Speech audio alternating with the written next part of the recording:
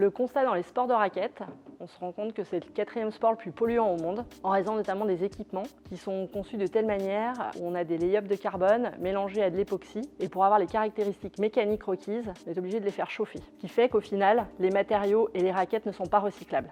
Or, dans le paddle, lorsqu'on joue à raison d'une fois par semaine, on se rend compte qu'au bout d'un an, la raquette perd ses qualités ou, clairement, est cassée. Fort de ce constat, en fait, chez Paddle for Tomorrow, on s'est attelé à clairement changer l'industrie des sports de raquettes en s'appuyant sur 3 piliers. Le premier, avoir une raquette jouable avec une performance qui permet d'atteindre les standards actuels. Le deuxième, qui est vraiment un critère de durabilité, qui aujourd'hui est peu travaillé. Et le troisième, le fait que ce soit des raquettes identifiables.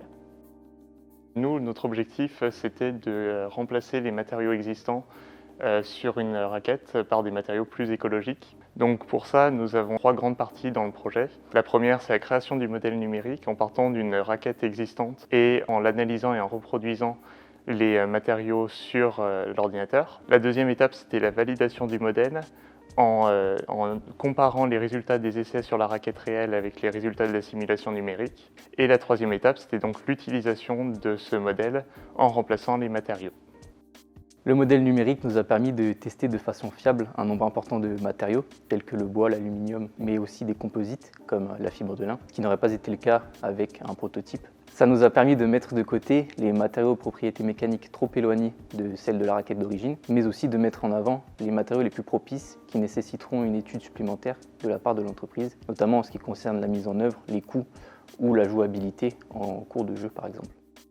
À partir de ces résultats, notre étude donc, sera la base d'une réflexion pour les prochaines personnes qui vont travailler sur le projet. Nous avons pu obtenir au cours de notre PRD des résultats qui seront directement applicables dans un court terme et facilement applicables par l'entreprise. Et dans un second temps, ces résultats vont peut-être nécessiter un peu plus d'approfondissement de la part des prochains intervenants sur le sujet et des bureaux d'études qui pourront travailler dessus prochainement. Le fait de travailler avec une start-up pour les étudiants, c'est toujours super motivant parce qu'il y a un enjeu tout de suite et l'application va être assez immédiate. Il y a une temporalité qui va très bien pour un projet étudiant. Et je pense que ce projet-là a vraiment été une réussite pour la start-up parce que ça lui a permis d'avoir des pistes et de savoir maintenant, dans un futur proche, comment s'orienter pour pouvoir mettre le plus rapidement possible des raquettes sur le marché.